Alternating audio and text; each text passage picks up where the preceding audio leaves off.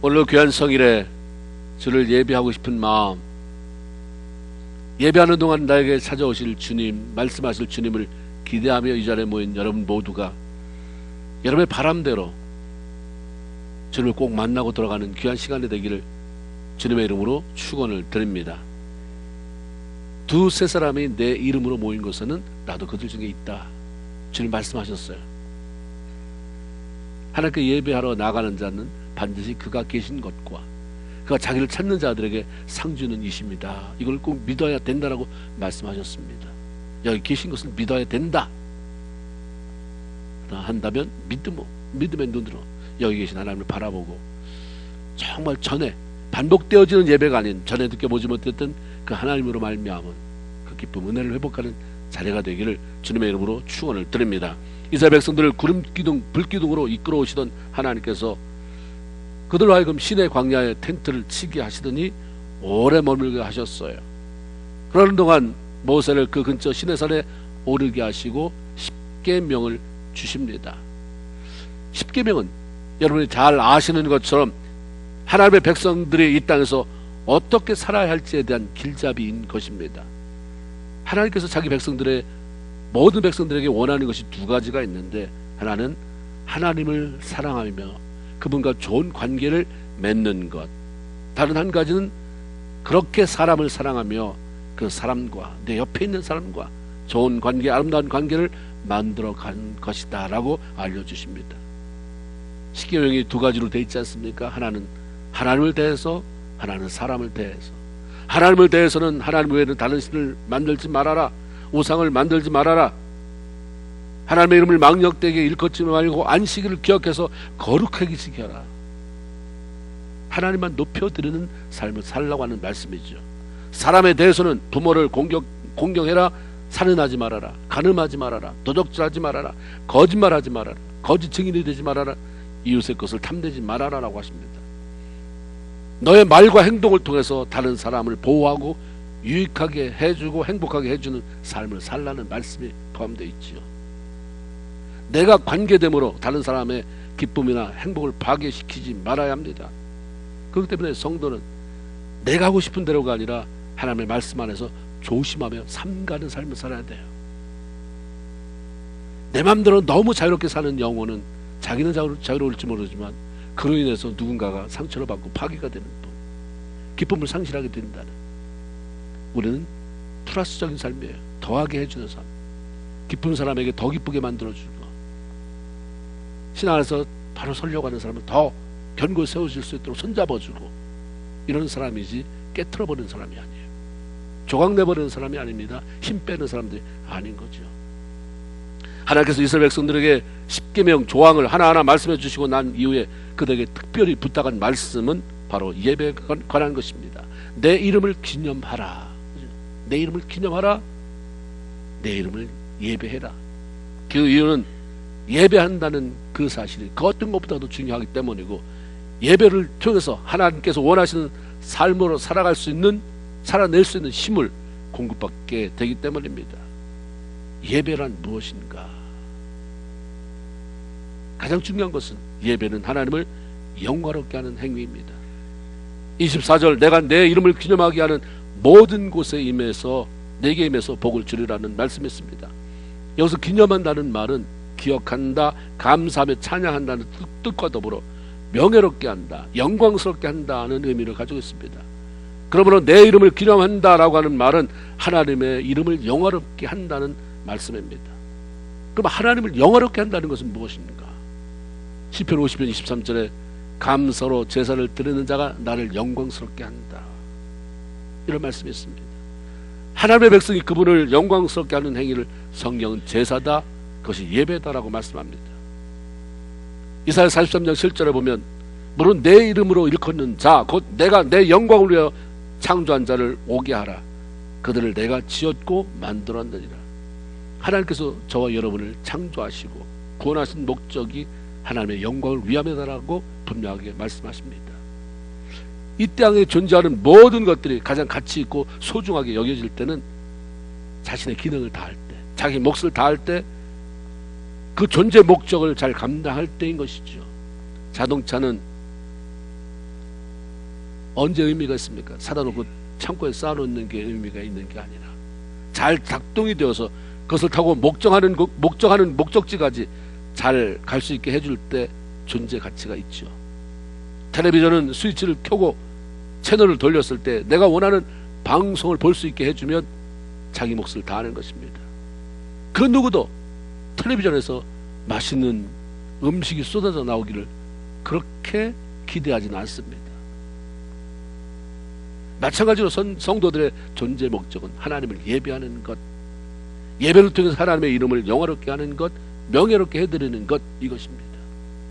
만일 물건들이 고장이 나서 그 기능을 제대로 못하게 된다면 고칩니다. 그래서 본래 기능을 다시 찾게 만들어 사용합니다.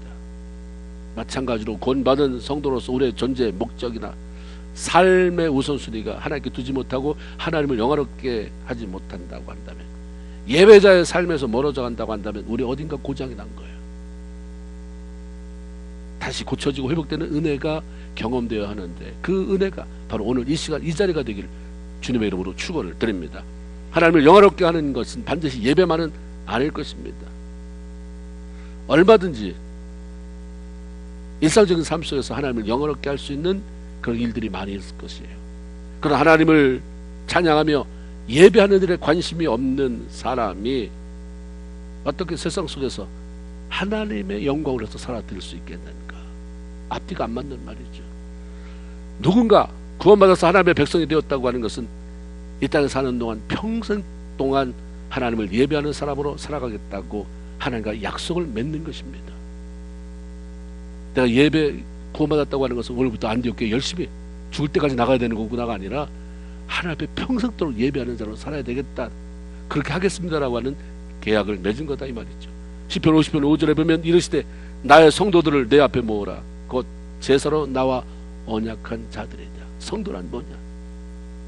여러 가지 의미가 있지만 제사로 예배하는 것으로 나와 언약을 맺는 자, 평생 나를 찬양하고 경배하고 나를 영화롭게 할 그런 삶을 살겠다고 언약을 맺은 자들이다, 이런 말씀이죠. 하나님은 사람들을 구원의 자리로 부르시고 구원받은 성도들을 예배 자리로 부르셔서 영광을 받기도 하지만 예배를 통해서 그들에게 힘을 주시고 생명력을 불어 넣어주십니다.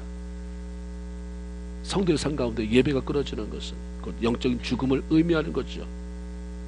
이사야 43장 21절에 이 백성은 내가 나를 위해서 지었나니 나를 찬송하게 하려 합니다. 찬송 큰 범위로 예배하기 위함이다 라는 의미죠. 하나님께서 이렇게 선포하셨을 때 이 백성은 1차적으로 이스라엘 백성입니다. 더 나아가서 구원받은 모든 성도를 말하는 거예요.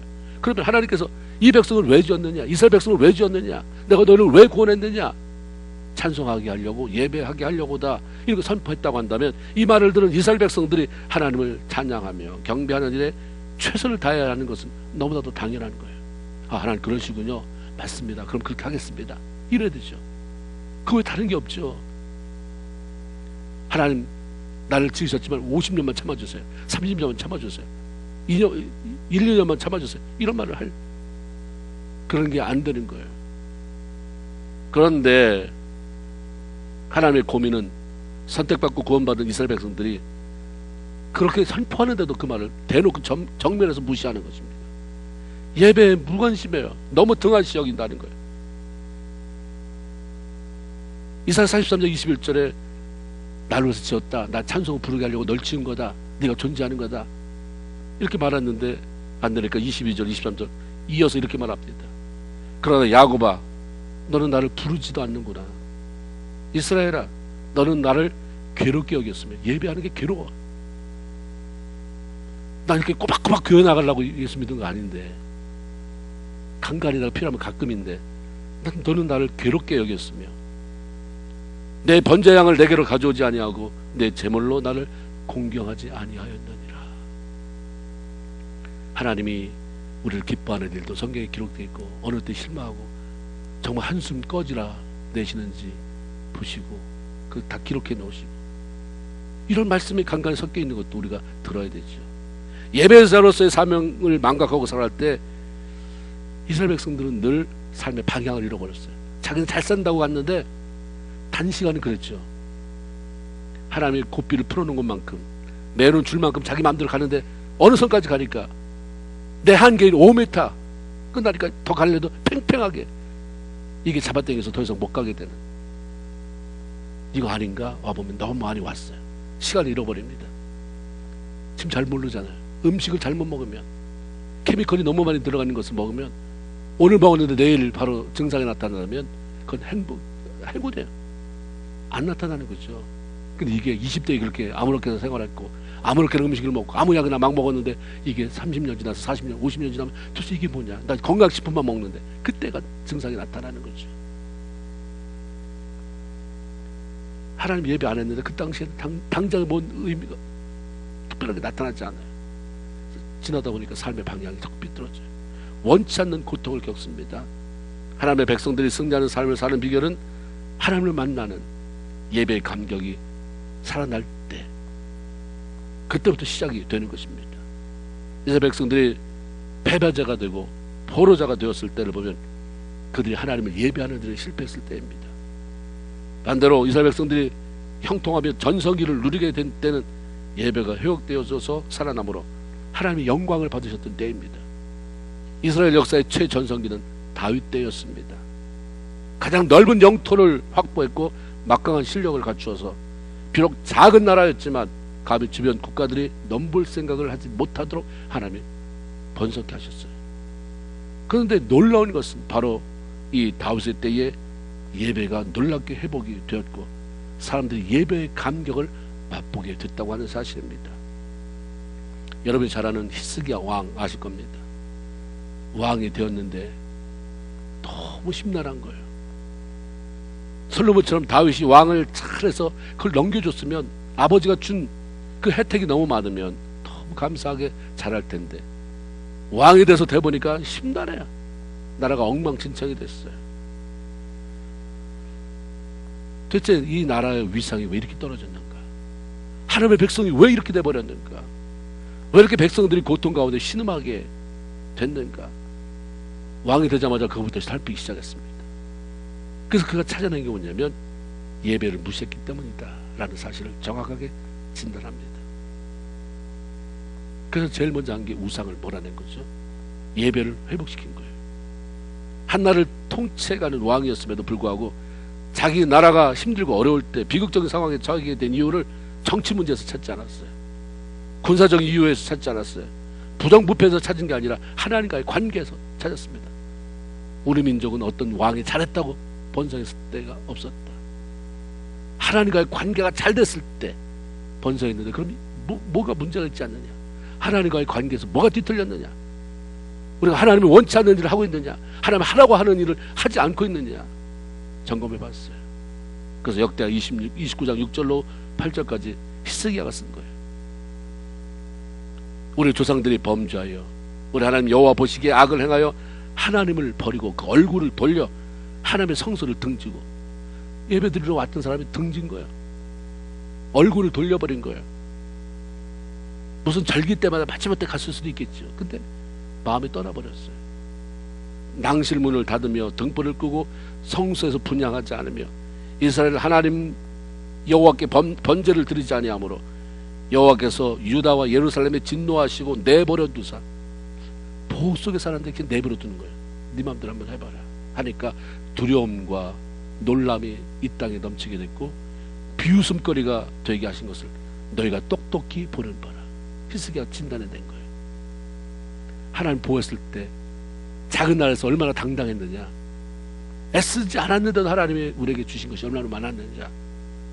근데 하나님이 등을 돌리고 자기 살기 바쁘니까 하나님이 진노하셔서 그냥 내버려 두니까 걱정거리가 얼마나 많았냐.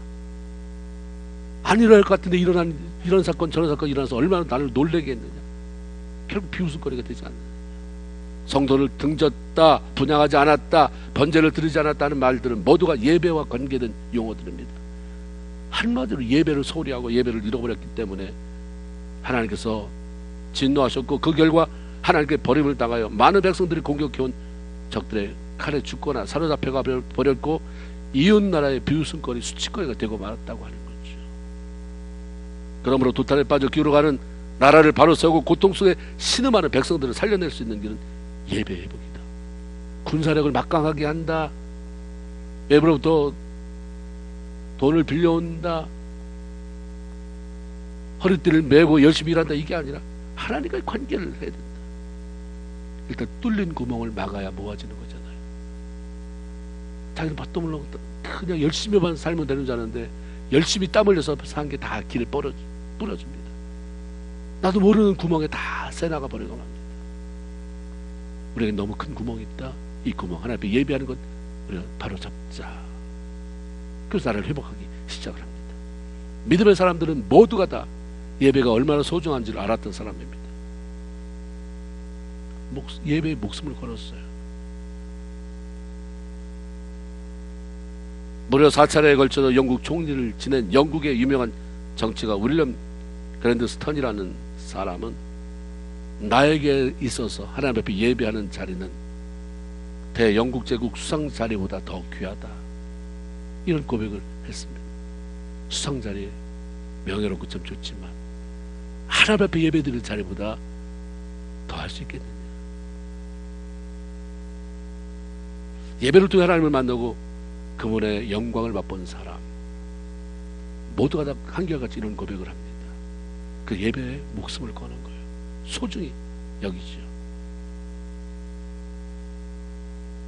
하나님의 백성으로 우리 삶을 복된 인생으로 만들기 위한 최고 조건은 예배를 소중히 여기는 것입니다. 하나님을 영화롭게 하는 그런 예배자가 되는 것입니다. 어떻게 예배를 드려야 하는가? 나름대로 예배를 잘 드리는 방법이 있을 거예요. 그 자기 나름대로 철학이 있을 거예요. 그 제일 중요한 게 성령의 감동으로 드리는 예배입니다. 빌립보서 3장 3절을 보면 하나님의 성령으로 봉사하며, 이런 말씀이 있습니다. 우리가 봉사한다는 게 남을 도와준다는 게 아니라 예배. 우리가 미국 사람들이 말할 때 워십 서비스라고 얘기도 하잖아요. 여기서 영어 성경 NIV를 찾아보면 We who worship by the Holy Spirit, Spirit of God 이렇게 되어 있습니다.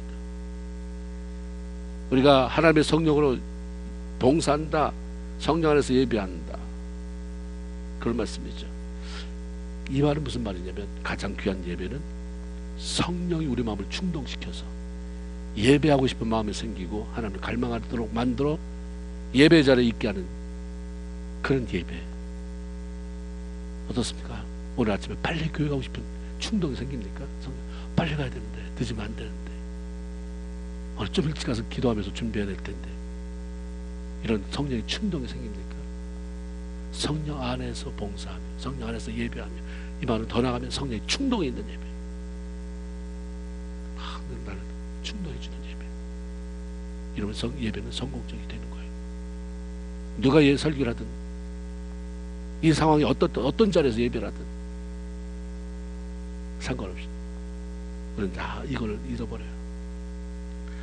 저 텔레비전에서 빨리 끝나야 갈 때, 예배는 가까운데 저건 아직 예배 시간 5분 전인데 저거는 끝나려면 10분이 남았는데 5분을 늦게 갈 것인가, 5분 전에 끊을까, 이런 것조차도 힘들어요.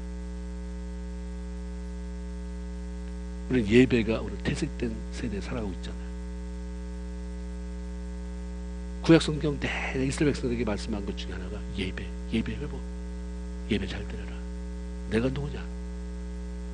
내가 감히 범접할 수 없는 영광스러운 존재인데 너네가 나를 발로 짓밟는구나. 내 이름을 영화롭게 해라, 명예스럽게 해라, 아너러블하게 만들어라, 이렇게 말씀하잖아요. 성령에 충동된 예배. 여러분, 그런 예배 드리고 싶지 않습니까? 예배 월요일이 돼서 일하다가 수요일이 되고 목요일이 되고 금요일이 되면 또 교회에 가야 되는구나가 아니라 예배 드릴 날이 가까웠는데 이렇게 가면 안 되지. 자꾸 주님 앞에 나가서 예배할 것을 준비하는, 성경이 자꾸 그렇게 내 마음을 충동시켜주는, 주일날이 되면 빨리 나가고 싶은 마음이 드는, 하나님을 갈망하도록 만들어서 예배 자리에 있게 하는 예배만큼 귀한 게 없습니다. 그러면 순서와 상관없이 이 예배의 주인 되시는 하나님께서 주의 영을 통해서 우리에게 말씀하시는 거죠. 우리를 만져주시는 거죠. 거기 하나님과 나와 인카운터가, 만나면 놀라운 역사가 일어나는 것입니다. 진정한 예배는 성령으로 드리는 것입니다.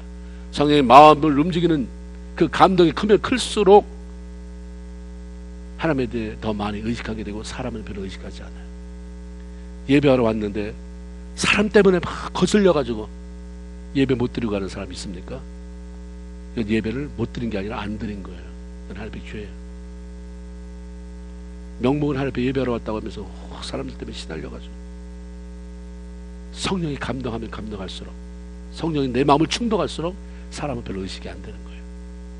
하나님이 더 많이 의식되는 그런 예배, 그래야 하나님이 그 가운데서 임재하고 계신 게 느껴지는 것이고, 그 가운데 임재한 가운데서 내게 감동해 주시고 말씀하시는 것이 느껴지는 거죠. 예배는 1차적으로 외적 형식에 대한 문제가 아니라 마음의 문제입니다. 예배에서 성령은 우리의 생각과 마음이 하나님의 말씀을 받아들일 수 있도록 준비시키고 하나님께 집중하게 만들고, 그 결과 그런 예배가 반복될 때 우리의 삶에 변화가 일어나는 것이고 성장이 일어나는 거예요. 그렇게 수도 없이 예배를 드리는데 저 인간은 왜 안 변하나? 성령에 충동받는 예배가 아니라 그냥 내가 와 있는 거예요. 그 찬양이 좋으면 그걸 은혜 받았다고 말하고,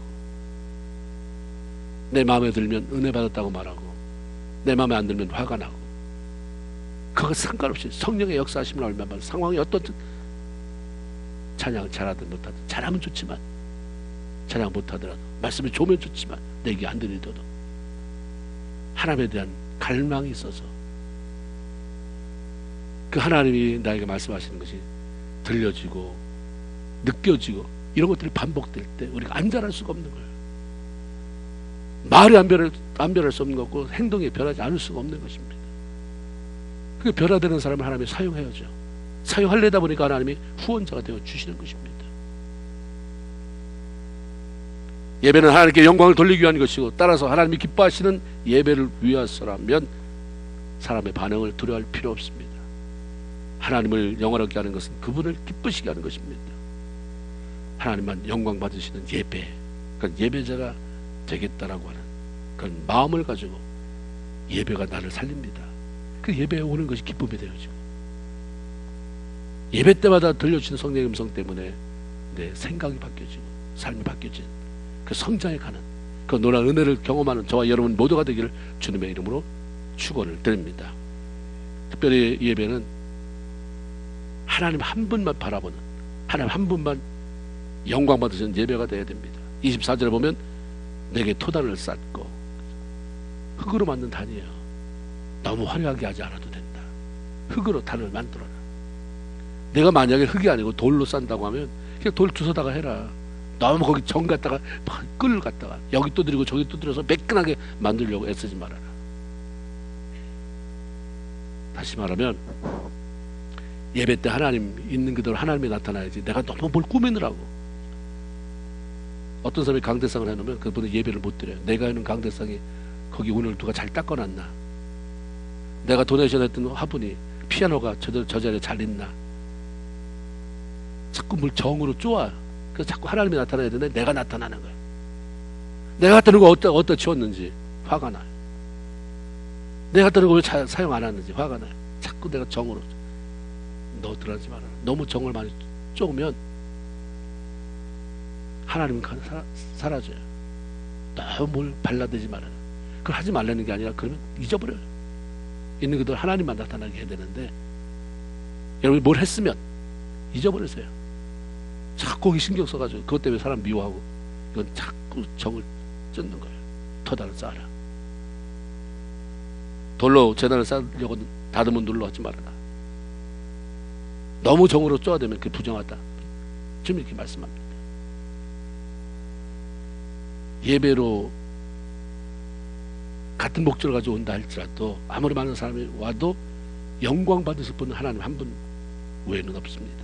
그래야 되는 거예요. 하나님 한 분만 영광 받으셔야 돼요. 그럴 때도 예배하는 모든 곳, 그 모든 사람 집중이 하나님 앞에 돼야 돼요. 맞아, 생각이, 마음이 다 집중돼야 돼요. 어떤 것도 다 내려놓을 수 있어야 돼요. 예배는 오직 하나님만을 높이는 순수한 마음으로 드려야 되는데, 예배를 드리면서 자꾸 자기 만족을 채우려고 하지 말아야 됩니다. 예배를 드리면서 자꾸 내 소원 응답받고 내 만족을 채우려고 하는 게 아니라, 예배 드리는 자리는 하나님의 찬양 받으시고 높임 받으시고 영광을 받아야 하는 자리입니다.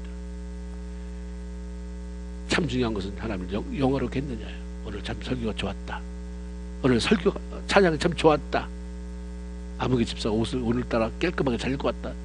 이런 게 중요한 게 아니라 내가 드린 예배를 통해서 하나님의 영광을 받으셨을까?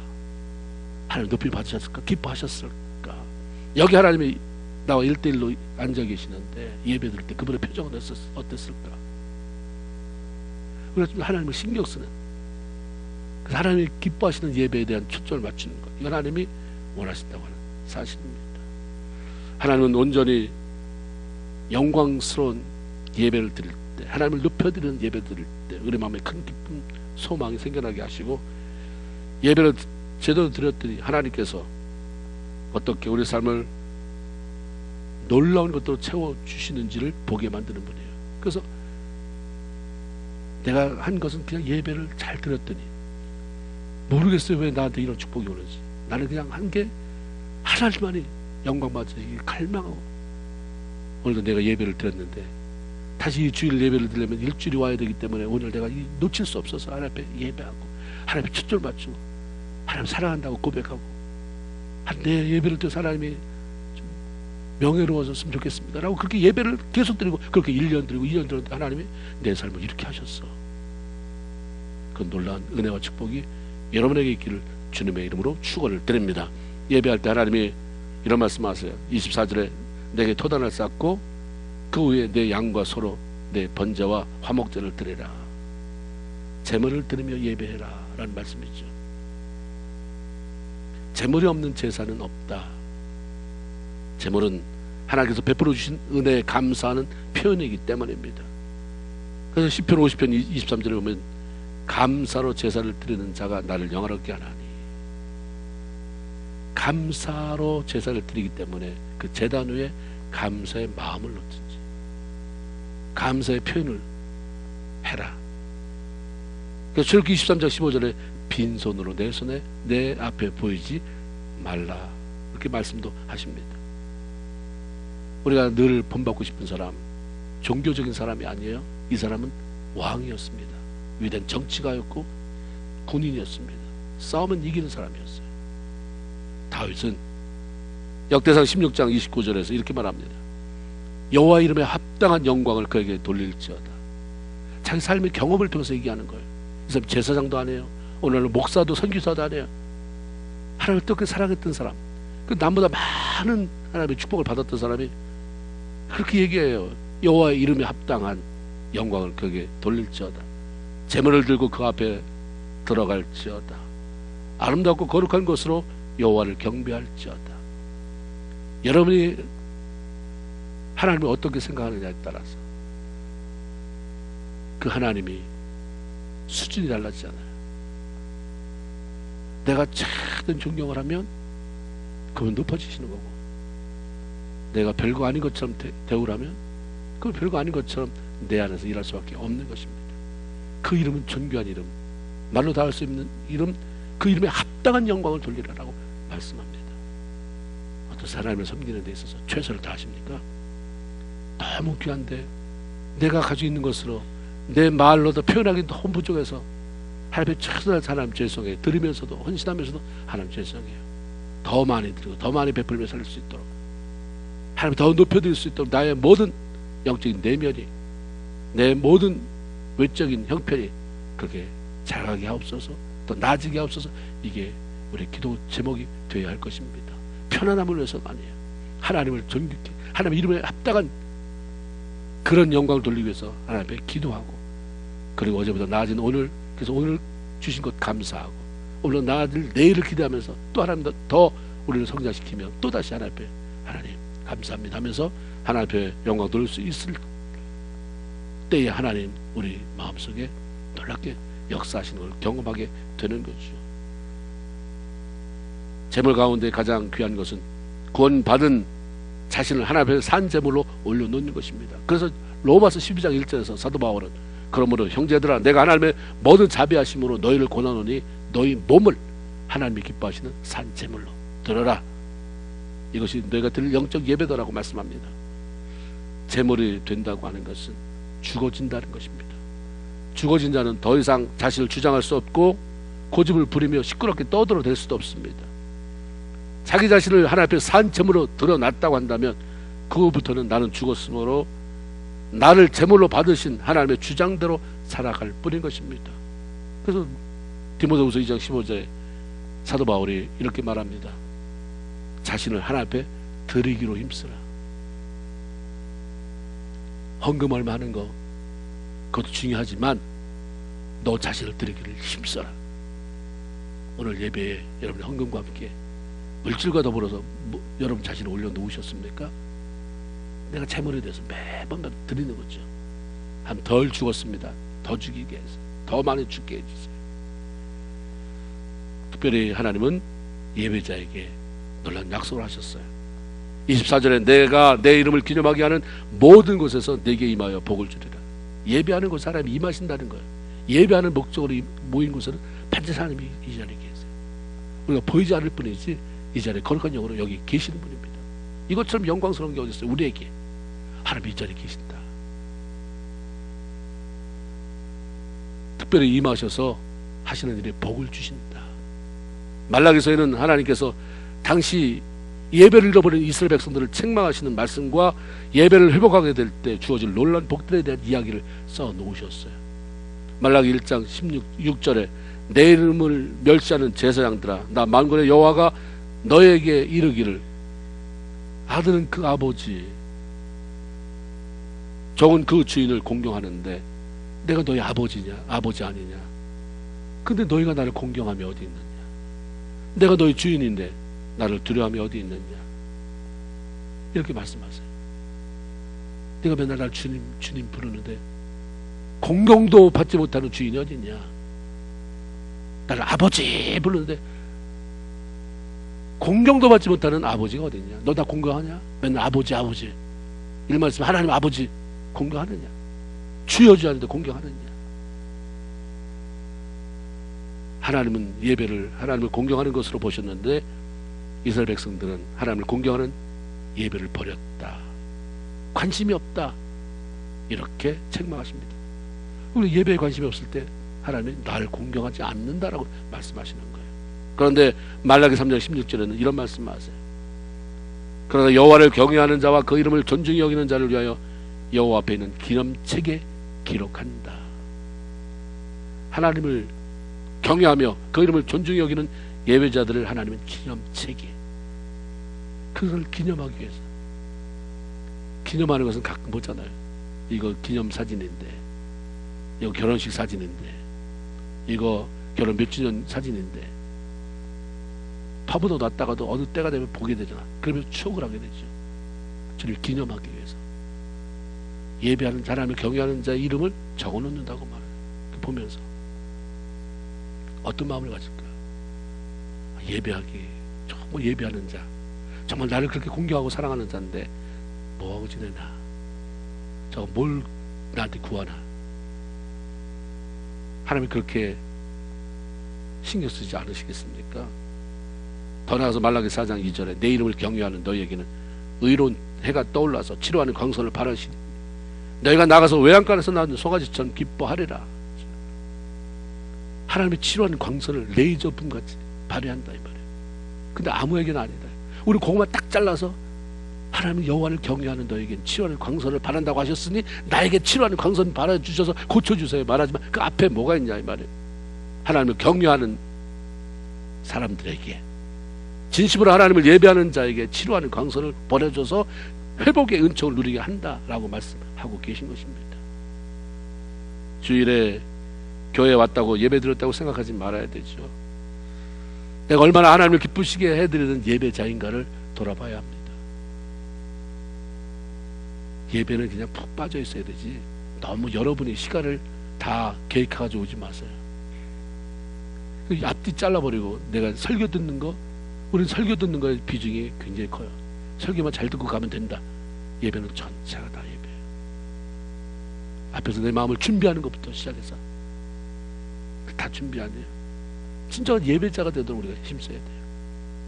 하나님께서 자신의 백성을 예배하는 자리로 부르시는 것은 그들을 통해 영광 받으실 뿐만 아니라 만나서 말씀하시고 교제하시고 그들의 삶을 점검해 주시고, 그래서 하나님의 복받을 만한 그런 그릇으로 만드셔서 놀라운 것을 채워주시기 위함인 것입니다. 하나님은 자신의 이름을 기념하는 예배 자리에 찾아오셔서 영광을 받으시고 자기 자녀들이 이 땅에 살아가는 데 필요한 복과 은혜를 베푸신다 말씀하십니다. 그렇게 하나님이 기뻐하시는 예배자로서 예배만 잘 드려도 하나님이 부어주시는 놀라운 은혜가, 놀라운 복이 그 사람에게 있는 것입니다. 따로 시간 내서 하나님 복 주세요 하지 마시고, 그것도 필요하지만 예배 시간만 충실히 성령 충동되어 나오는 예배, 어떻게 하면 이 예배 한 시간, 짧은 시간이지만 하나님을 최대한 영광스럽게 할까, 어떻게 내 예배가 하나님의 전면에 얼굴에 미소를 띄우게 할까 초점을 맞추면 우리 삶에 새로운 역사가 일어나는 것을 여러분이 경험하게 될 것입니다. 인생 최고 우선순위는 하나님을 사랑하는 거잖아요. 하나님을 사랑하는 것에 대한 표현이 예배입니다. 하나님을 사랑하지 못하는 자는 예배할 수가 없어요. 예배 자리에 앉아 있을 수 있지만, 남이 예배하는 자리에 껴서 앉을 수 있지만 진짜 예배자는 될 수가 없어요. 하나님의 사랑에 대한 표현이 예배예요. 하나님은 지금도 신령과 진정으로 예배하는 자를 찾으십니다. 우리가 그 전에도 많이 찬양 불렀잖아요. 예배하기, 하나님 예배하는 자를 찾는데 그 찾는 그 한 사람이 바로 내가 되길 원한다. 우리 찬양했잖아요. 앉아있는 자가 아니라 하나님이 예배하는 자를 찾는 그 찾음 속에 눈에 띄는, 그래서 너 때문에 내가 기분이 참 좋다, 나를 그렇게 공경하는 너 때문에 내가 참 마음이 따뜻하다, 나에게 등들을 있지 않는 너 때문에 내가 이렇게 감격이 넘친다. 하나님을 영화롭게 했더니 그 삶 속에 하나님이 놀랍게 간섭하셔서 구석구석마다 내가 소리 비치지 못하는 것까지도 하나님이 알아서 놀랍게 역사하셔서 역시 하나님밖에 없습니다. 하나님만이 내 삶의 모든 것입니다. 고백하며 평생 그 하나님과 동행하며 승리의 삶을 살아가는 저와 여러분 모두가 되기를 주님의 이름으로 축원을 드립니다. 아멘. 기도합시다.